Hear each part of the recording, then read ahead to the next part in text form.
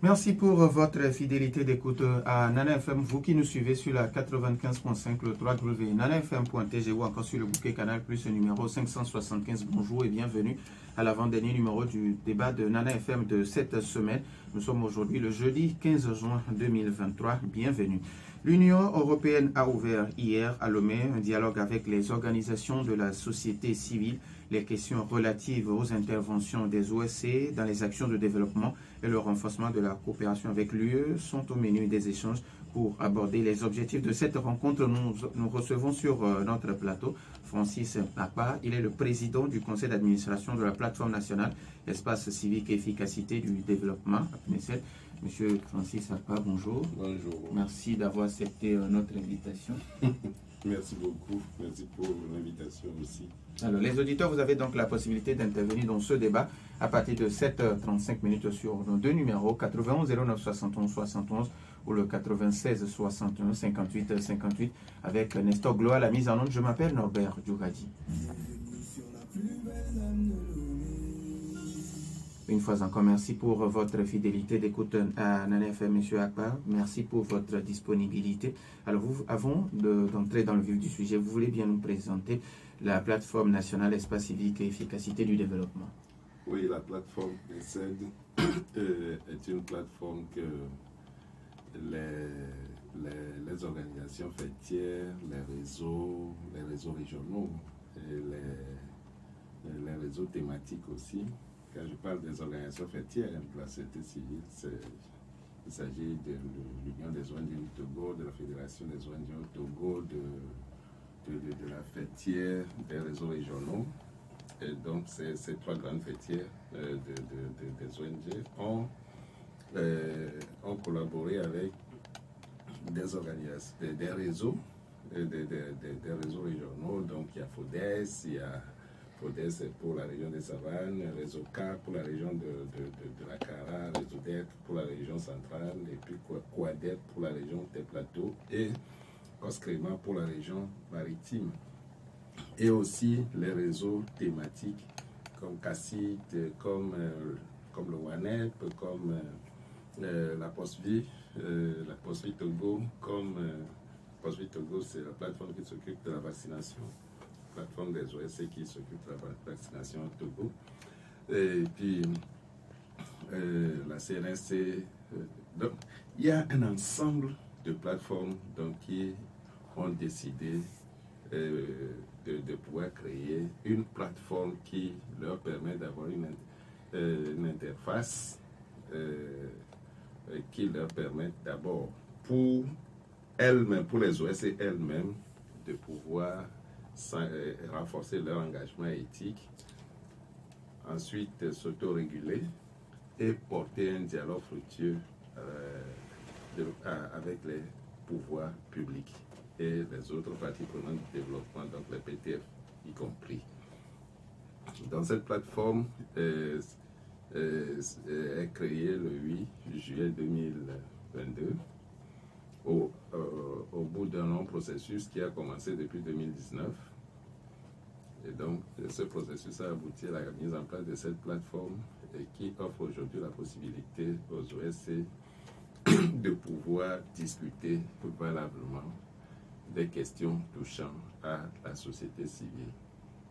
Et la mise en place de cette plateforme aussi est une opportunité pour les OSC pour coordonner leur participation, la participation citoyenne donc, au développement.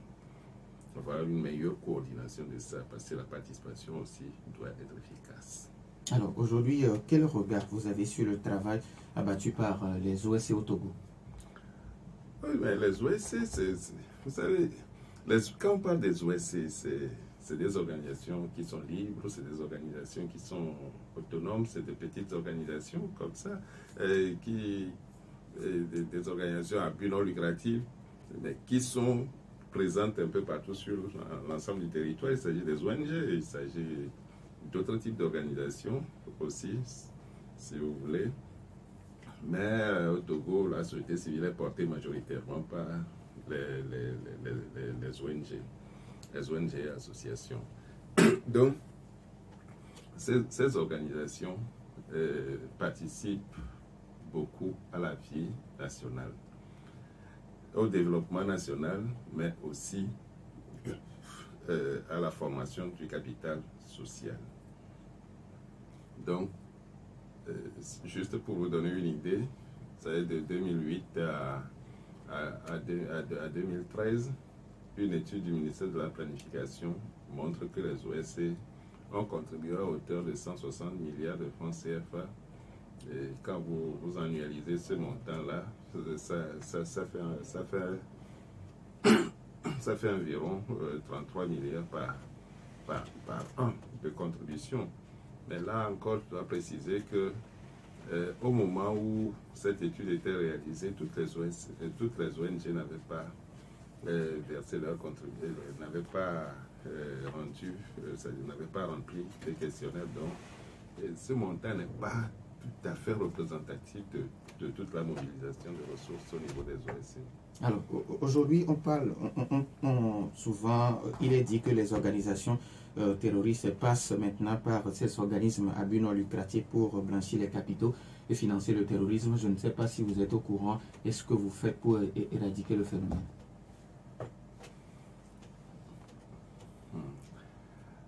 Bon, vous savez, les risques sont là partout. Hein. Les risques sont là partout. Mais si des organisations terroristes passent par les organismes à but non lucratif, oui, ça peut être vrai, vu la diversité du secteur, mais ce risque n'est pas généralisé à toutes les OSC qu'on a au Togo. C'est un risque qui peut être présent avec certaines organisations, vu leur source de financement. Mais aujourd'hui, avec la CENTIF qui est là, et qui a des renseignements sur le financement des OSC, normalement ce risque peut être identifié, cartographié. On peut savoir lesquels de ces OSC sont plus exposés à ce genre de risque, vu leur financement, les montants de financement mobilisés, et vu aussi les sources de financement qu'ils ont, et aussi les motifs de ces financements. Ainsi, on essaie de voir par rapport à ces gens, à cet angle-là, on aura une idée plus claire de qui obtient quel financement et pour faire quoi avec. Alors, vous, aujourd'hui, vous êtes disposé à travailler avec la CENTIF, comme vous l'avez dit? Non, mais il n'y a pas de raison. Il n'y a pas de raison. Bon, vous savez, le terrorisme, le problème du terrorisme, là, ce n'est pas, moi, j'ai mon intime conviction que ce n'est pas seulement une affaire du gouvernement seul. C'est une affaire de l'ensemble du peuple togolais. Nous, les organisations de la société civile, nous sommes aussi concernés. Vous savez, même si vous avez votre siège à Lomé ici, et que vous apprenez que les mêmes populations que vous servez avec vos activités, que les mêmes populations-là sont en train d'être égorgées par des terroristes. Qu'est-ce que, en tant qu'humain déjà, qu'est-ce que ça vous fait? C'est un problème. Et imaginez le nombre d'ONG qui opèrent dans la région des savanes et qui vivent ces problèmes-là au quotidien. Vous pensez que ça sera un plaisir pour quelqu'un, un acteur de la société civile, de dire « Ok, moi je veux obtenir des financements pour pouvoir financer ces genres de choses ». Moi, ce qui m'inquiète le plus, c'est quand j'essaie de me renseigner, je discute avec les gens pour voir d'où viennent ces terroristes. On me dit que même, je n'ai pas vérifié l'information avec les autorités, bien entendu, on me dit que même des fils de la localité s'engagent avec les terroristes. Je dis, mais ça c'est grave. C'est la chose la plus grave qu'on puisse connaître. Mais, vous voyez, même vous, là, je ne sais pas si vous y arrivez, mais moi, je n'arrive pas à tuer une poule. J'y arrive pas. J'y arrive pas.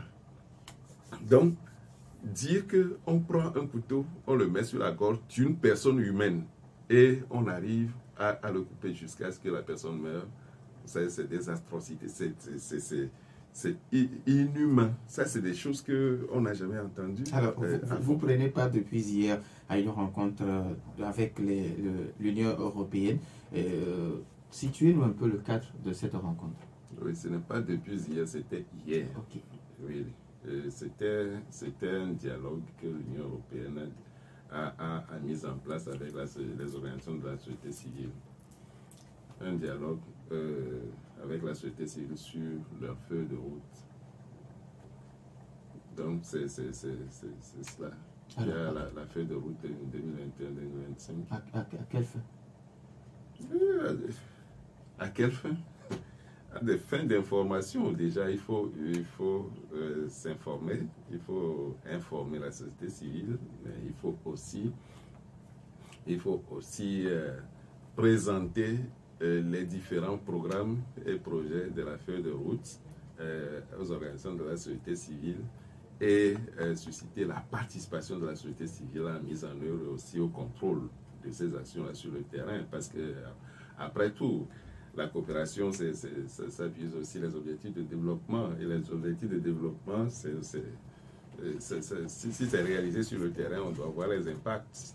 On doit voir les impacts et la société civile peut aider aussi à voir et à mesurer ces impacts-là qui sont produits dans les différents projets, programmes financés à coût de milliards qui se déroulent sur le terrain. Et aussi d'impliquer la société civile. Vous savez, la synergie, c'est quelque chose de très précieux. La formule classique de la synergie, c'est 1 + 1 = 3. Vous connaissez cette formule-là? Parce que quand vous travaillez en synergie, vous faites toujours plus que ce que chacun peut faire individuellement, isolément.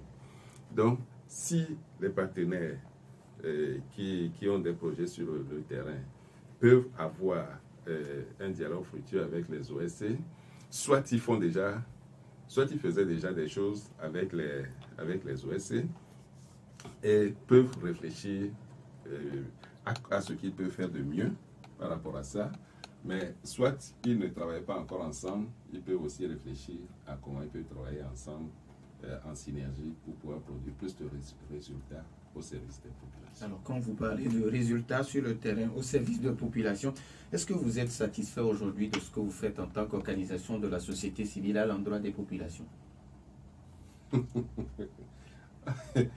Pourquoi je ne dois pas être satisfait de ça?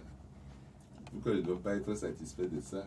Vous savez, il y a eu des années où le Togo était coupé de la coopération internationale. Officiellement, bien entendu. Et les organisations de la société civile étaient vraiment les seules organisations qui arrivaient à maintenir l'espoir des populations. L'espoir, c'est quelque chose qu'il ne faut jamais perdre. Et donc, quand les gens perdent l'espoir, ça peut donner lieu à des trucs inimaginables, comme le fait, par exemple, pour un jeune d'aller se radicaliser, s'engager avec des terroristes. Tout ça, là, ça peut participer donc de la perte d'espoir. Et donc, ce que nous faisons sur le terrain, c'est important. Moi, je suis aussi le président du conseil d'administration de l'Union des ONG du Togo. Et à ce titre, par exemple, chaque année, nous organisons une rencontre de capitalisation.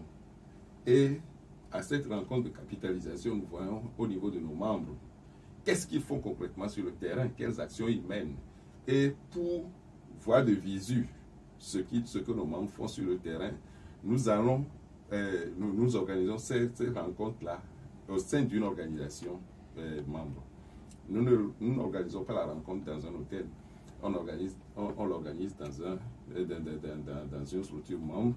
Et ça nous permet donc de voir qu'est-ce que la structure fait. Et les structures qui sont dans la même zone, on fait une visite de ces structures-là pour nous assurer que nos membres sont en train de produire de la valeur sociale sur le terrain. Et donc ça, c'est ce que, par rapport à ce que nous voyons de visu, toutes les populations que ces structures-là desservent, le type de services qu'on apporte aux populations, sans parler de ma structure de base qui est l'ONG Passive. Nous en faisons beaucoup et nous savons ce que nous apportons concrètement aux populations. soit en termes de petites infrastructures, soit en termes de renforcement des capacités, en termes d'éveil de conscience, en termes d'équipement, ou de tout ce qu'on apporte dans le cadre de nos projets. Voilà. 91 09 71 71 ou le 96 61 58 58. Nos auditeurs maintenant la possibilité de participer à ce débat après la pause. 91 09 71 71 ou le 96 61 58 58. Nous avons un premier auditeur en ligne. Nana FM, allô? Oui, allô. Pélé, bonjour. Bonjour. Oui, allez-y, on vous écoute. Oui, je salue notre société. Bon, on parle de la société civile, surtout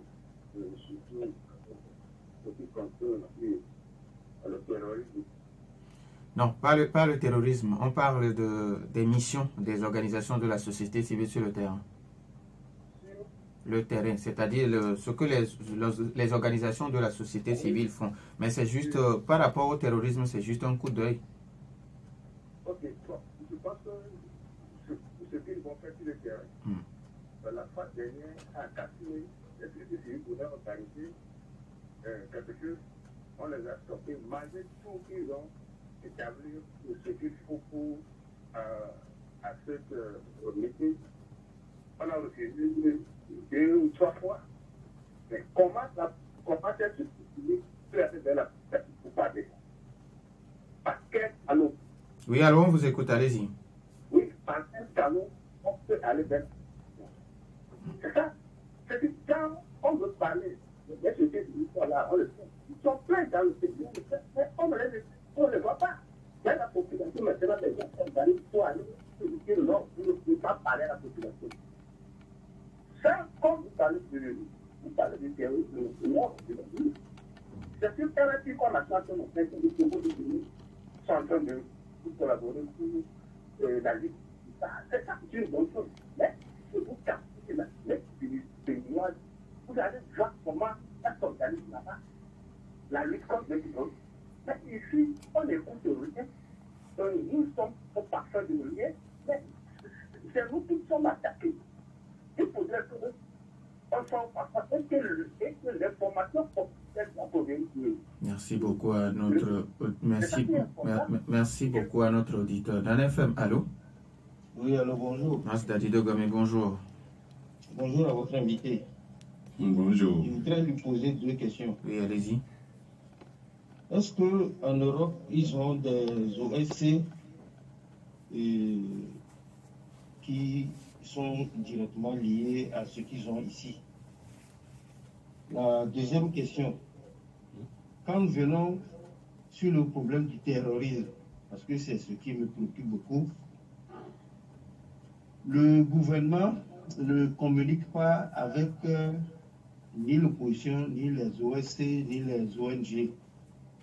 Si eux, surtout lui, avec son organisation, il se rend compte que une de ces organismes est en relation directe avec le terrorisme, quels moyens ont-ils de pouvoir informer le gouvernement? Merci, bonne journée. Merci et bonne journée à vous aussi. Nana FM, allô? Allô? Oui, bonjour Michel.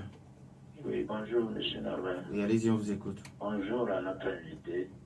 Bonjour.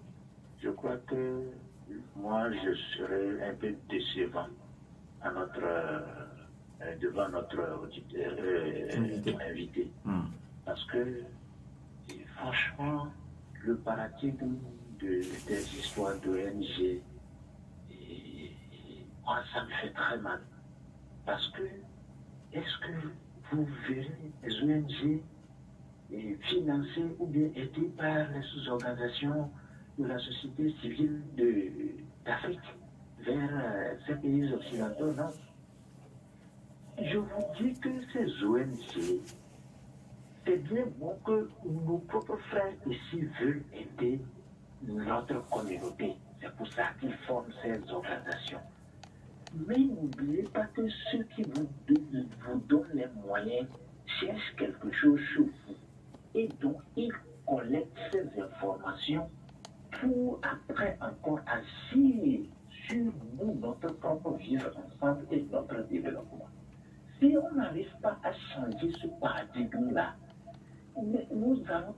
toujours avec des années, on ne va pas s'en sortir.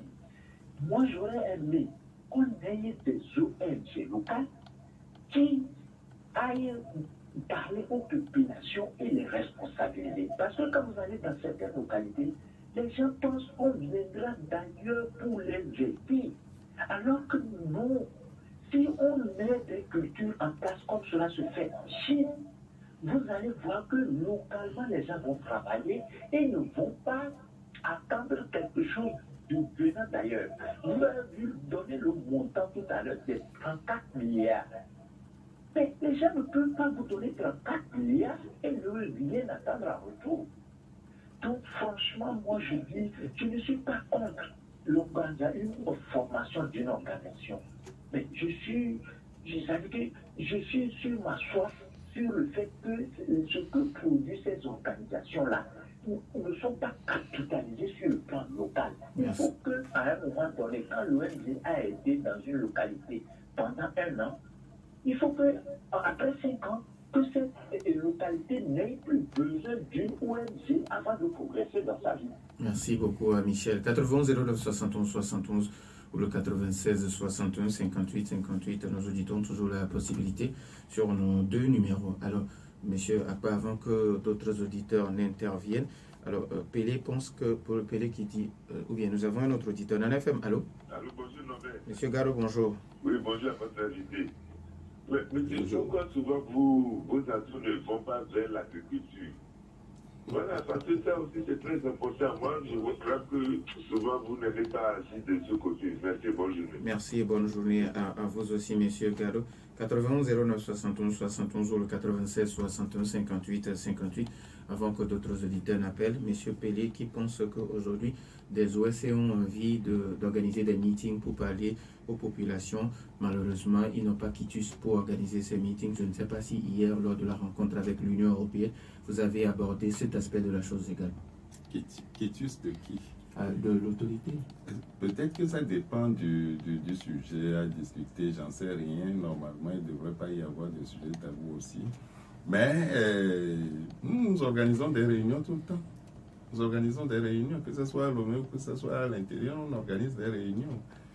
Donc, en fait, il y a des restrictions ces derniers temps, et ces restrictions-là, nous y travaillons. Nous avons écrit au chef de l'État par rapport au nouveau décret qui est sorti. On a écrit une note de plaidoyer au chef de l'État pour alléger certaines dispositions de ce décret-là, pour faciliter la mission des OSCE.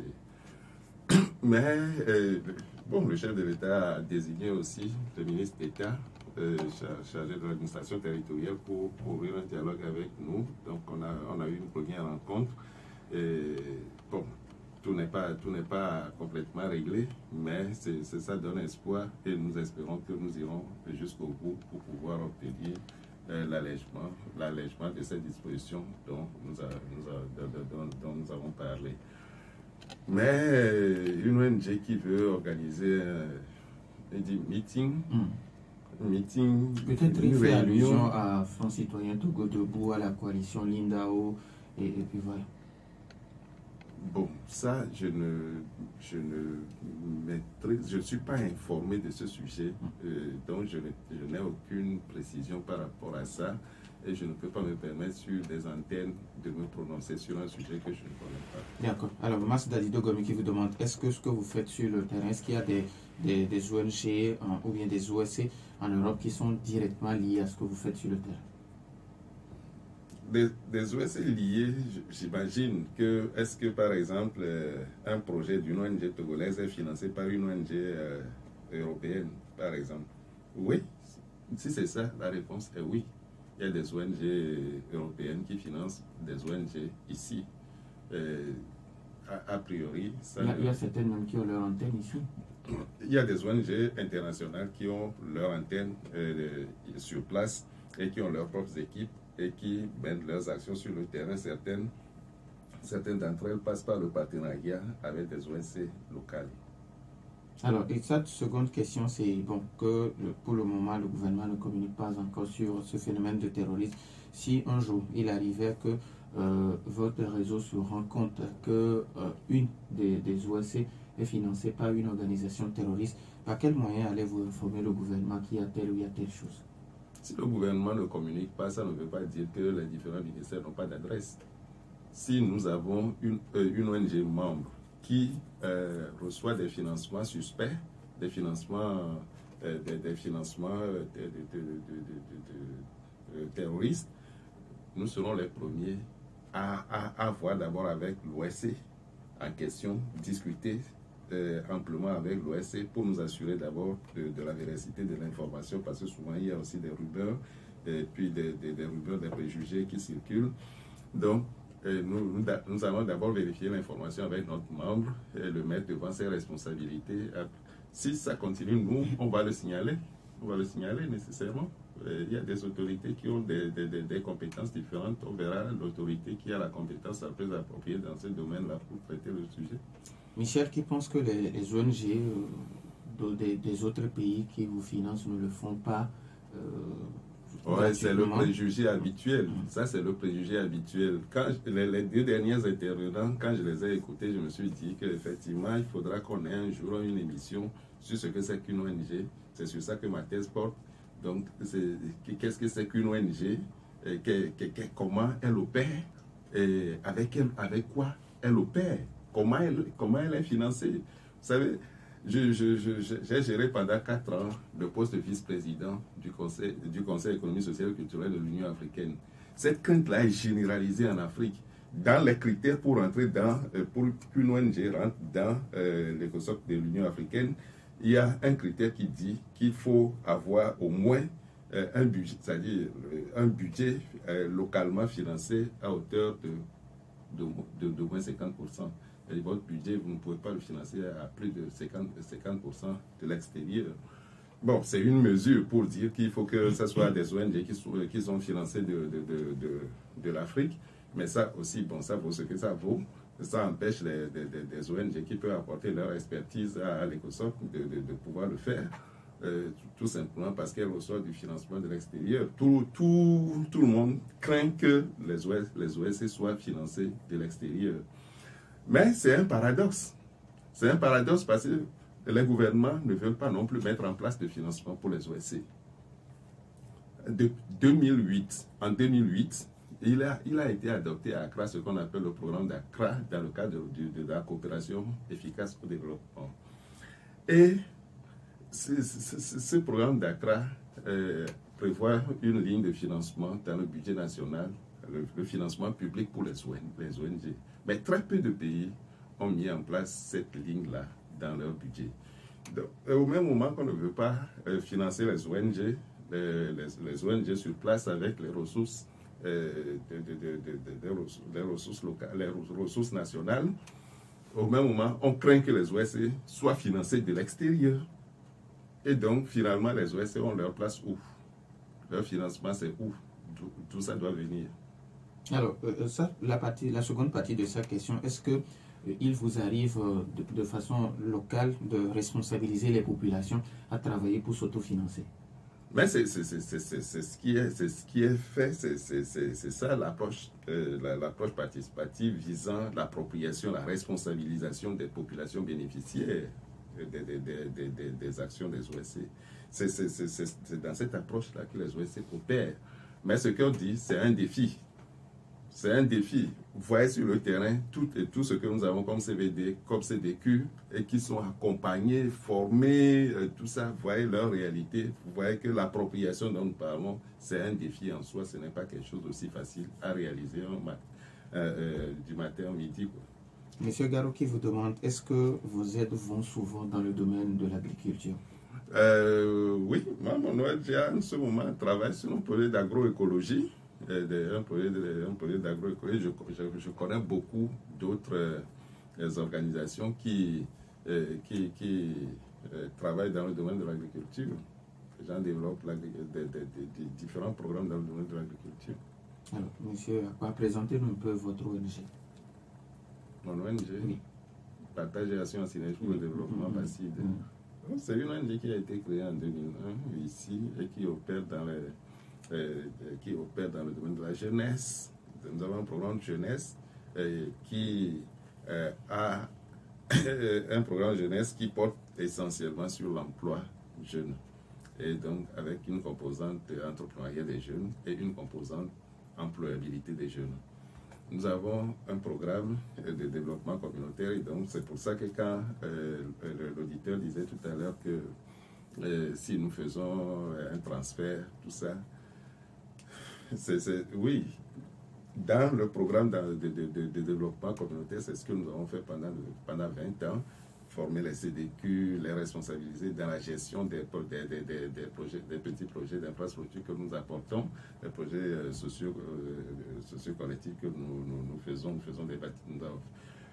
Nous avons fait par le passé beaucoup de bâtiments scolaires, nous avons fait par le passé aussi des forages.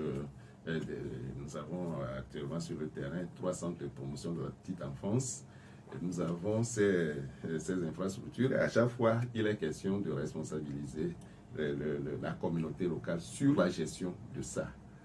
Et nous travaillons en ce moment sur un projet comment vous appelez ça, un projet de système de potabilisation de l'eau en faveur des populations à partir d'une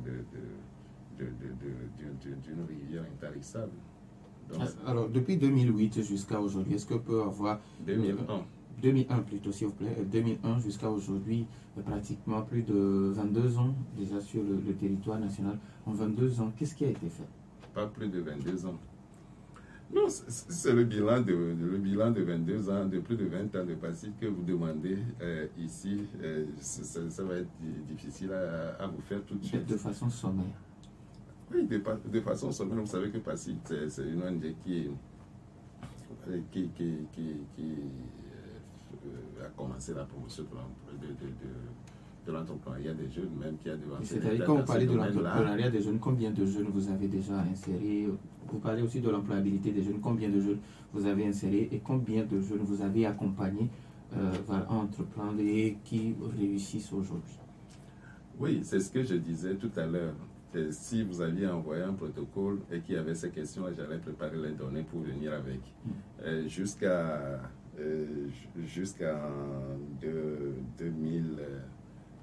fin 2021, nous avions jusqu'à 263 petites entreprises que nous accompagnons sur le terrain.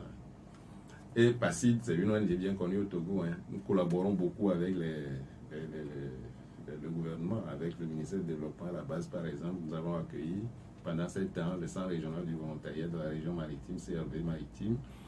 Nous gérons le guichet d'enregistrement des jeunes candidats aux services financiers et non financiers du fonds FAEJ.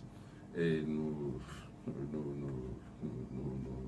sommes partenaires au FAEJ, étant donné que nous avons déjà des acquis dans le domaine de l'entrepreneuriat avant la mise en place du FAEJ. Nous avons un partenariat avec le FAEJ qui nous permettait de mettre donc l'expertise de notre structure à la disposition du FAEJ pour la formation de ces jeunes et même de son personnel parfois. Alors, quand vous parlez de l'employabilité des jeunes, dans ce cas, qu'est-ce qui se fait? Qu'est-ce qui est fait? L'employabilité des jeunes, et ce programme a été mis en place tout récemment en 2021. C'est un programme qui nous permet donc de former les jeunes, de former les jeunes sur ce que c'est que la recherche de l'emploi. Vous savez que les jeunes, ils sont jamais conscients des problèmes c'est-à-dire de ce que c'est que le monde professionnel. Ils ne sont pas suffisamment préparés pour. Et donc, quand ils ont leur premier emploi, souvent c'est difficile pour eux. Et donc, nous les préparons justement pour ça. Et déjà, pour accéder à l'emploi, comment y aller? Donc, nous assistons les jeunes dans la préparation de leur CV, dans la préparation de la lettre de motivation. Nous appuyons les jeunes dans la réalisation de leur bilan de compétences. Et pour les jeunes qui en ont besoin, nous faisons aussi avec la simulation de l'entretien d'embauche. Donc, et puis nous avons des formations complémentaires, qui sont des formations pratiques qui permettent aux jeunes d'avoir des compétences pratiques à vendre sur le marché. Parce que les jeunes ne comprennent pas que le marché de l'emploi, c'est le marché où se vendent les compétences. C'est le marché des compétences où on met où le demandeur d'emploi, lui, il met ses compétences sur le marché et l'employeur, il vient acheter ses compétences. Les jeunes n'ont pas souvent compris ça. Ils pensent que c'est en suscitant la pitié d'un employeur qu'on peut se faire embaucher. Déjà, quand vous prenez l'aide de motivation des jeunes, vous allez voir que la première phrase, on dira je viens très respectueusement solliciter la faveur de... Si c'est la faveur seulement que tu viens solliciter chez moi, restez chez toi. Ce n'est pas... Reste chez toi. Je ne cherche pas quelqu'un pour qui je veux faire des faveurs. Je cherche des gens qui ont des compétences précises pour réaliser des tâches pour moi. Donc si les jeunes n'ont pas compris ce genre de choses, et pour s'affirmer eux-mêmes, ça va être plus compliqué pour eux.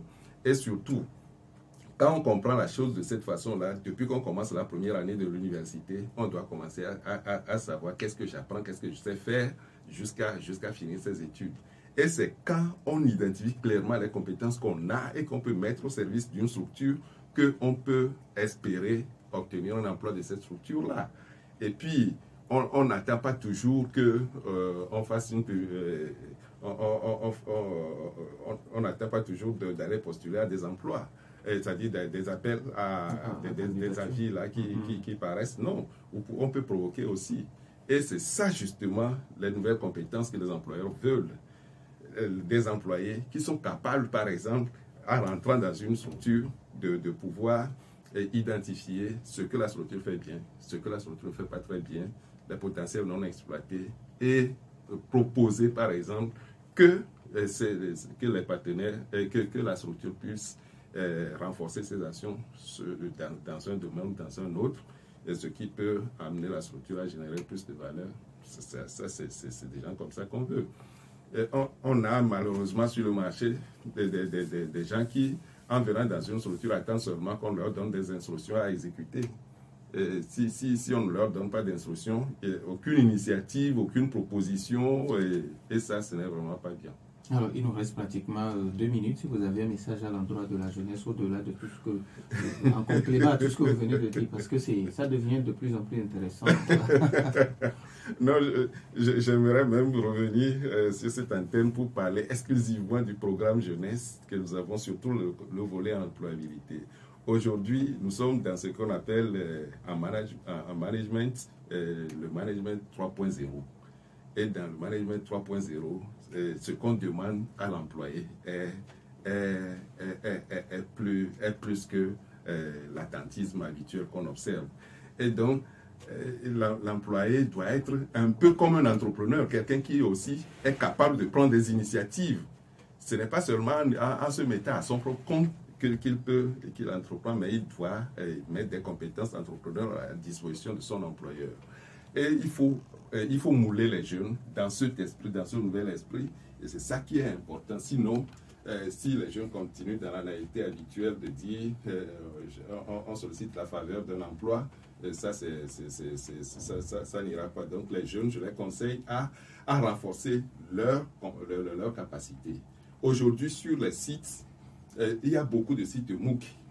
Il y a des MOOC qui traînent sur des sites. Il suffit tout simplement d'aller et de voir, d'aller sur les sites, de choisir des modules qui sur la plupart des sites de MOOC, les modules sont gratuits. Donc, il peut suivre des formations gratuites en ligne, des grandes universités, et se doter de compétences pratiques. Et avec ces compétences-là, ils peuvent proposer des compétences précises à des employeurs. Et ça va faciliter faciliter leur insertion. Et cela aussi en sachant comment vendre ces compétences-là avec des lettres de motivation.